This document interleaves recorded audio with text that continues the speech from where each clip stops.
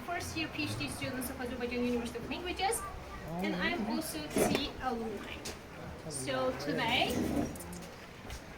we will talk about what scaffolding is, and we will also cascade our experience about student reading proficiency and motivation, and we will try to share whatever we know about the pre-reading scaffolding, while reading scaffolding, and post-reading scaffolding. And also we are willing, or we're looking forward to seeing your comments and suggestions. So I want to just ask first what the scaffolding is. Is there anyone who actually can express the technologically and in terms of language learning what scaffolding is? If you don't know, I don't mind, because that's good for me, because I will explain it and there will be some reason for it. Okay. Sorry. Scaffolding. Ben çekerdim çok. Which one? The other one? This one? Okay.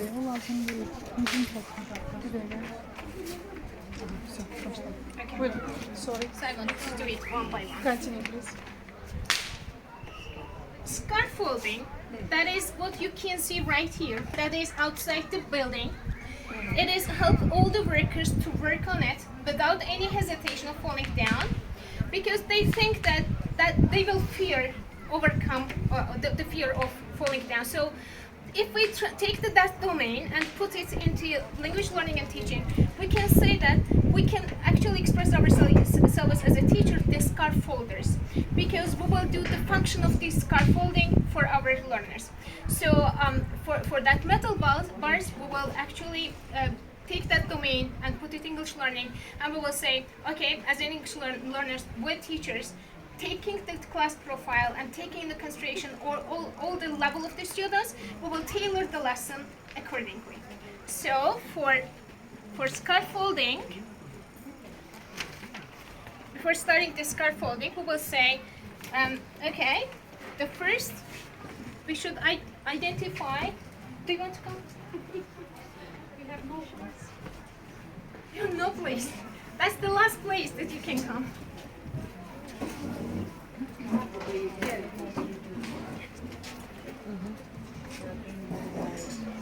Okay, the first I want to get your, actually, I also want to know about the secondary school learners. How can we categorize our students in terms of reading proficiency? As a university teacher, I can say, I cannot explain my students as extremely proficient, because they are like 1 in 3 years that they are extremely proficient, they can understand whatever the level is, they can actually get whatever they read.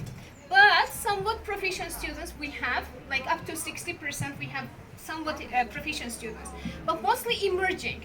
They're trying to figure out what they're reading, but they are not that much proficient. Also we have also struggling students.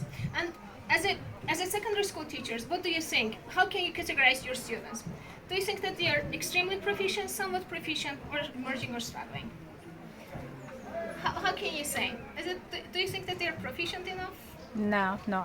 At secondary school, high school, it's impossible almost. Yeah, that is the same for us too. And we also want to identify about the motivational level of these students. So for me, the university students are not highly motivated. We have some students, but we cannot say that it goes up like 20%, no more. But somewhat motivated students, like they are up to 60%, because they know that at the end of the term they will get the exam. So that's the reason they are motivated, but they actually don't want to read something and to get something from it. But mostly they are reluctant in terms of learning. So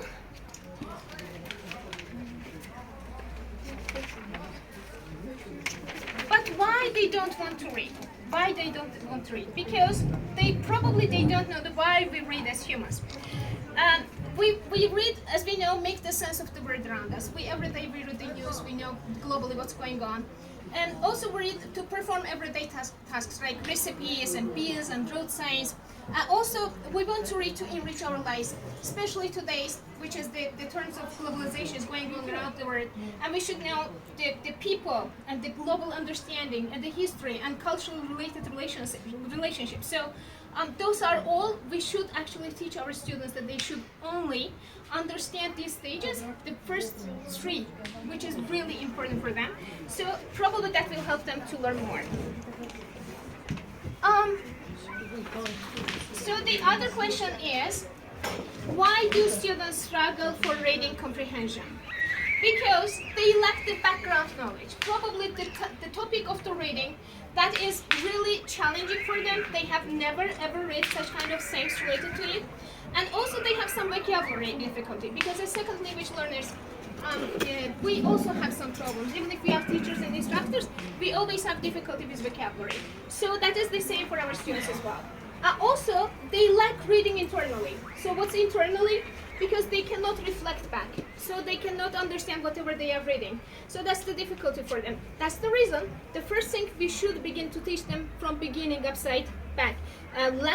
So they lack reading internally. So internally is the first thing that we should teach them, because they should reflect back whatever they need, and they should understand that what the relation between them and the life that they're living. So what about the motivation? Why do students lack the motivation? Because they cannot engage the reading while reading. They just read it because that's the instruction. So they don't want to know actually the connection between them and the reading they are reading. Also lack of confidence. That's because of the vocabulary probably. That's because of their language learning level. So they cannot feel themselves self-confident on reading. And don't see purpose. Probably the topic is very complicated. Or they think that, okay, why do I need it? So in the future, I don't have any purpose, so I don't want to read it. Also, they don't have any role model. Especially that is very important. If there is a family members that they always read at home, so it means that they have actually role model, so they can learn from them. But not all the students have such kind of background privilege, so that's the reason they sometimes lack reading in motivational way. So, as teachers, we should do scaffolding. So we should aid comprehension, unlocking the text. That is the key word, unlocking the text. So scaffolding is the thing that we are tailoring the lesson of the level of the students. So it means that we unlock the text for them. So there are so many stages that we will count and increase their comprehension. So many reasons we have indicated. So we have indicated so many reasons that we will come back what we should do that in order to them to learn motivationally and to read internally. So let's begin the main part. Pre-reading scaffolding. What we should do before beginning the reading. State objectives. The students should know that what the teacher wants them to do during the lesson, all the stages. And also ask them what they hope to learn from the lesson. That is especially important for our new curriculum, because the students will think that they are like the part of the lesson. So they should have some motivational option that to actually help the teachers, that what the teacher wants them to do. And provide essential questions. I always do it, and it really works. Essential questions are the questions that they are not like multiple choice type of things, or the things that which have yes/no questions. Those are actually the essential questions, that open-ended ones, which will help all the students to make the connection between their life and whatever they will read. Just there an example. Let's take that. That is friendship. So before beginning the lesson, we know the topic, and we ask them the questions like, which we call the essential. What makes a strong relationship? So there's not any information probably in the text related to it, but they will give the answers because of their experience. What can we learn from friends are different from us, or how our friendship change as we grow up, or what qualities do a good friendship has. Right here, we have activity. Probably all of us know that person. Yeah. So, I just, for continuing the next pre-teaching thing, I want you to do this,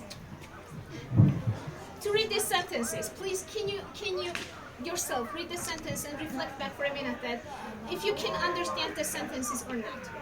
So, but who had seen Mobile Queen? Or, my lord, I will not undergo this sleep without replying. Or, cousin, go draw our prisons together. How many percentage do you think that you can understand? 80, 70. 80, It 70? depends. It depends on your attention, how much you focused on the issue. Exactly, but there also another key. So if I give the definition for it, mobile, that is a face that covered by veil, and sleep, angry criticism of someone, and puissance, great power. So taking into account the definition of these words, we are coming back right here. Right now, we can understand it more because we know what mobile is, covered face. So we know what sleep is, that's criticism. And we also know what puissance, that's great power. So related to it, our comprehension goes up, so up to 80% or 85%. So that's the reason why I have said it, because another scaffolding technique that we should 100% do is pre-teaching vocabulary. So pre-teaching vocabulary can do in different stages. The first, we should give the definition. That is the thing that obviously we all have to do. Honestly, I don't do that one. I do the second one. Practice, exercise, discover through the context. What that is, so I give all the text, but you see some things that in bold or underline. So while reading it, while looking at it, they just know the underlined parts and they trying to figure out it. Okay? So yeah, that is the definitions, but they while they look at the sentence, even if they cannot know the word, they will look at it and they will figure out the definition. So they will learn it while doing it. Also, the other one is relate new ones to old ones. Even if the students don't know what delayed is, probably they know what late is. Probably they don't know loved ones, but they know friends and family. Probably they don't know wet, but they know that it's in water. So they can relate the old ones to new ones. The teacher can actually support them doing it. And the most important one, that is not for all level of the students, that's for novice level of the students, but we can actually teach them while looking at the pictures, like crowd if they don't know it, but they know that lots of people, so they can figure out it. Or another example can be like, she's figuring out the math problem. So probably she doesn't know, but she knows that she is doing something. And grammar will help them. Figuring out is the verb right here, probably they will understand that what's going on there. Or we can give another picture, like guess. I cannot guess where the ball is. Probably they know this game, right?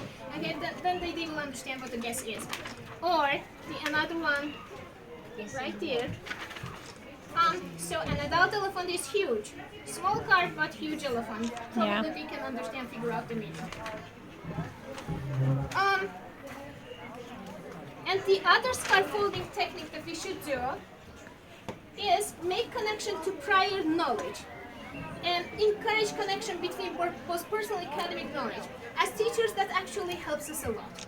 Because even if we cannot figure out the A planning or B planning, they can 100% will help you that they can make the connection between their personal and academic knowledge. And draw background information, that's really important before reading.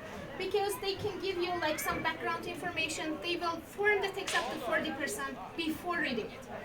Also, if they don't have, we can build it. Probably the text will be about like Pablo Picasso, but they don't have any information about it. But we can actually support them, and we can make like interconnection. Okay, that is the same for us. So some thematically related videos I use on podcasts, especially the authentic videos. That really helps. And ask for recommendations. That is students' input. That's the key word. So even if you don't want to find something, some students will 100% give you the recommendation. So that is the students' percent that shouldn't be underestimated. And also peer and class discussion. Probably they will discuss it and they figure out about the meaning, the text that they are reading. And the last but not the least, utilize reading skills and strategies. So we know that how many more reading skills there are for reading, but we should first identify what skill and what strategy. The keywords here is skill is the abilities the students need to answer comprehension questions. So they have this ability, they can do it. But what about the strategy? That is the thing that actually they don't understand the text, but they use, while using these techniques, they can actually figure out what the meaning is. So predicting and previewing. by previewing and skimming the text, they can actually get and predict what the text will be about. And also using the headlines. Using the headlines actually works a lot, because while they look at all the headings, they think, okay, I can guess the meaning, so that the text can be about this. Or text structures, comparing text structure or chronological text structure, so they can give like more ideas to the students of what they will read. And visualization, that is the best one that I always love. If the text about the chronological issues, so they can give like graphic organizer, we can give them so that they can write chronological what they will read or what they will do. And that is the during scaffolding. After the pre-reading, we also have during reading scaffoldings. Chunking the text, we should chunk the text. If we give up fully, they will say and hesitate, okay, I don't want to read it. That will be like the backward of the motivation. And stop for quick comprehension. If they have read the first part of the text, we just stop them. Okay, here is the multiple choice question. We want to check that if you have understood or not. Also, give simple graphic organizer as an example and say, okay, whatever you have read, just do chronological things right here. And students need to read independently. We should give them time. Even if that's the group work, there should be time, spare time for them to reread it. To rereading it cannot be like categorized as the fault of the teachers, but actually it should be there, because rereading can give us more ideas. And make space for questions. At the end, we should have like peer-to-peer questions. The student and teacher conversation, they should be in each stages. That is what I always do. Mark up the text. If the teacher knows that where the questions will be after reading it, there should be some mark, underlining parts, in bold parts, so the teachers can understand. The teachers make sure that the students will understand that this part, there'll become pop-up questions related to this part. So that's the reason the teacher always should do it. Writing something in bold, writing some sentence in bold, or underlining some parts. And taking notes, that's the thing for teaching the students. It should be taught 100%, because we know that each skill should be interconnected during the lesson, not just reading, not just speaking, but there should be like something interconnected. Therefore, taking notes will make sure that in the future they can write something related to topic that they have read. And paraphrasing. Paraphrasing, sometimes it's categorized at the last stages of the lesson, but actually I think it should be done during the lesson, during the reading process, because they should know each paragraph is about what. So summing up whatever they have read. And monitor comprehension. The teacher should go around the class and should monitor what the students are doing and writing down everything, every single detail related to grammar problems, related to the materials that they understood or not. So that is the best part to do. And the last one is post-reading techniques. So build discussion around students' interest and areas of the text they struggle with. So we have already know that we struggle in terms of grammar, in terms of the reading, in terms of the vocabulary. So we can sum up the lesson with those. Also structure your discussion. That is the thing that the teacher actually show the students that we value whatever you have done. So they recording the students' ideas, and in Word file we can send them to their email so that they can understand, okay, we discussed this, and in the future if they want to come back these ideas again, they can actually look through it. And give time to reflect. Reflection should be done with writing. So they take notes, so that will help them to write something. Also can perform a drama. If they are like creative students, probably they can do a drama, and that is the best part. I like it. How many minutes do we have? We have 12. What? How many? 12. Yeah. Okay, good. So right now, whatever I have said theoretically, I want to do it in practice. That's the reason. The first, right here. How many people are there?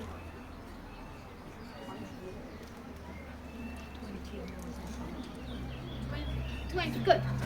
Good. That's what I expected. Can you take one and pass it? Just take one and pass it. Thank you. So that is about the pre-reading stage.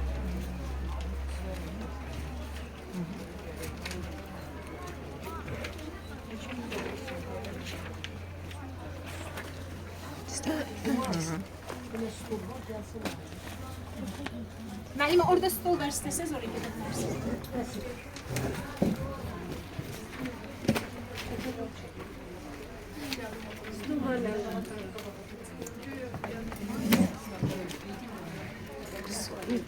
What I want to do first, if there are,